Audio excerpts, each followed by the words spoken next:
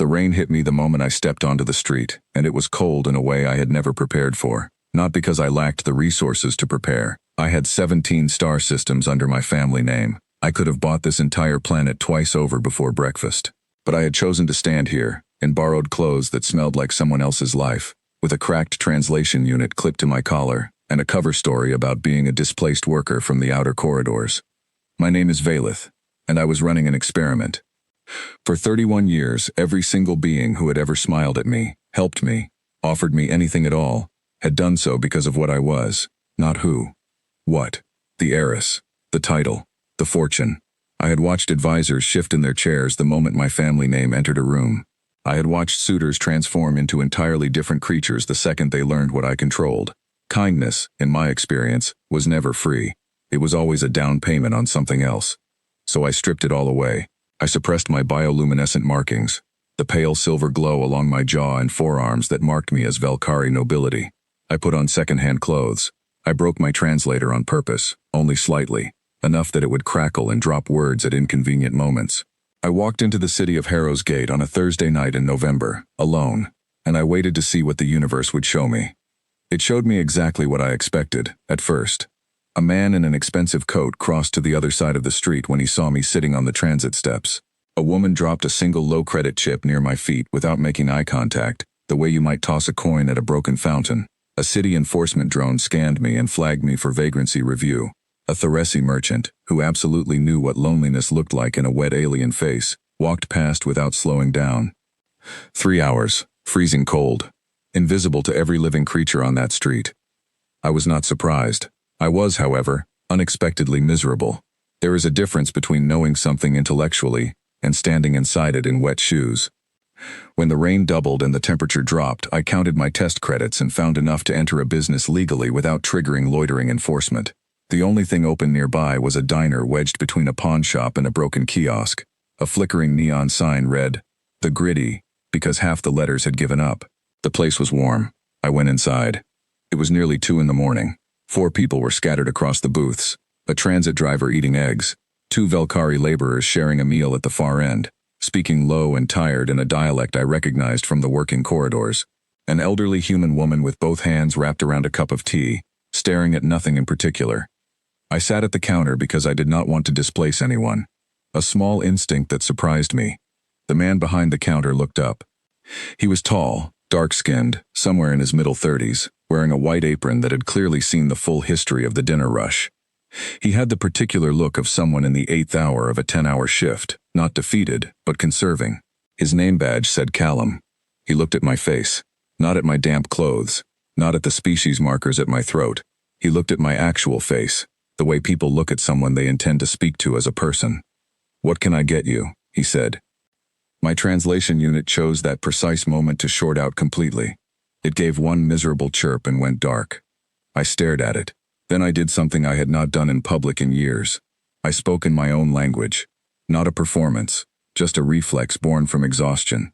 I said, in Valkyrie, that I did not suppose he had something warm. He blinked. He did not look alarmed. He reached under the counter and produced a laminated translation card, the cheap printed kind that covered 30 languages with 100 common phrases, and he slid it across to me without a word.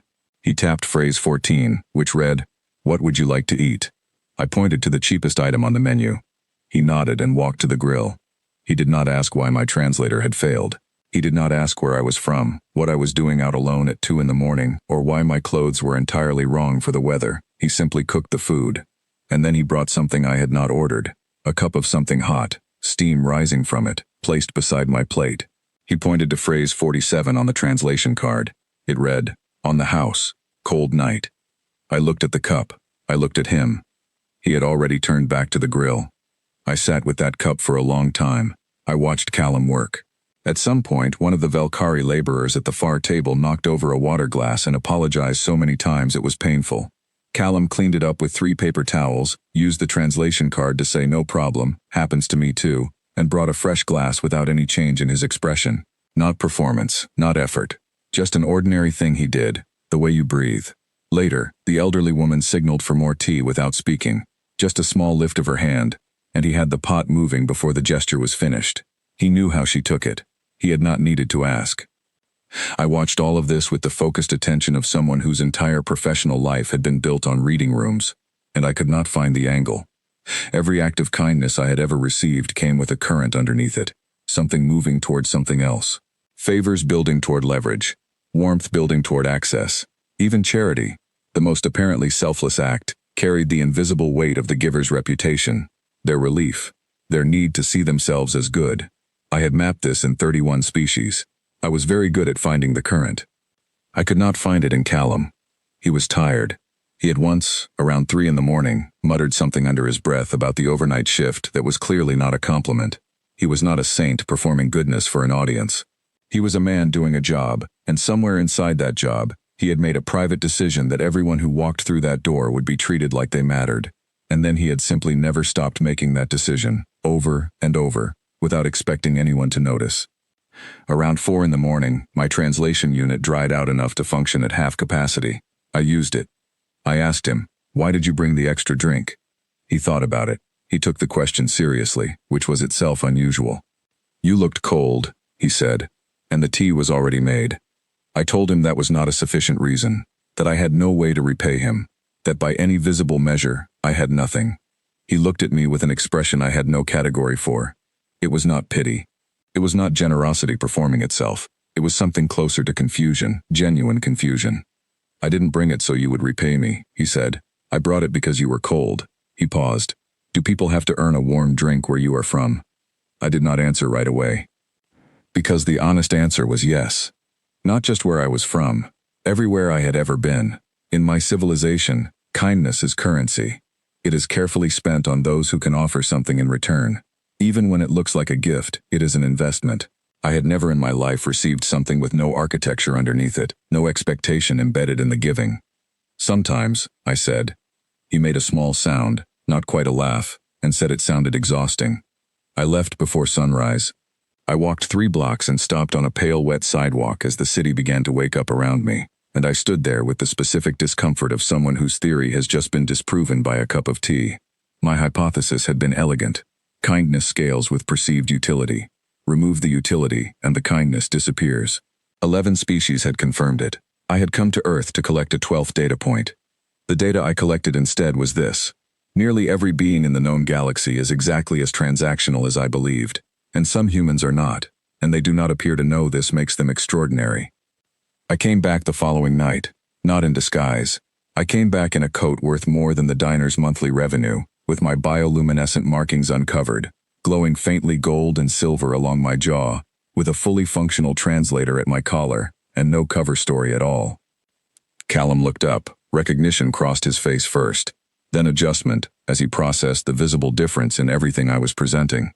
He said, "You look warmer tonight." I said, "I am." He said, "Can I get you something?" I said, "Tea, if it is already made." The corner of his mouth moved.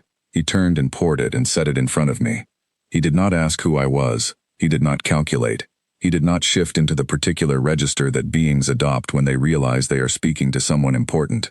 The warmth in his manner did not increase. It stayed exactly where it had been the night before, steady and ordinary and entirely real, because it had never been based on what I was worth in the first place. I have since returned to my dominion.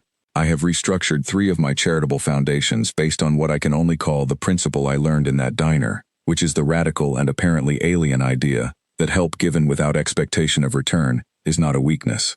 It is its own complete and sufficient act. My advisors believe I have undergone some kind of crisis. Perhaps I have. I also travel to Harrow's Gate more often than an heiress of my standing probably should. The food at that diner is, by every objective measure, unremarkable. Callum asked me once on my 4th visit what kept bringing me back. I told him the tea was good. He said the tea was from a bag and he would not accept the compliment. I smiled. I did not tell him the truth, which is that I have spent 31 years in rooms full of beings who gave me everything and meant none of it, and I keep coming back to a counterstool in a half-lit diner because I met one person who gave me almost nothing and meant all of it. The galaxy taught me that power determines worth.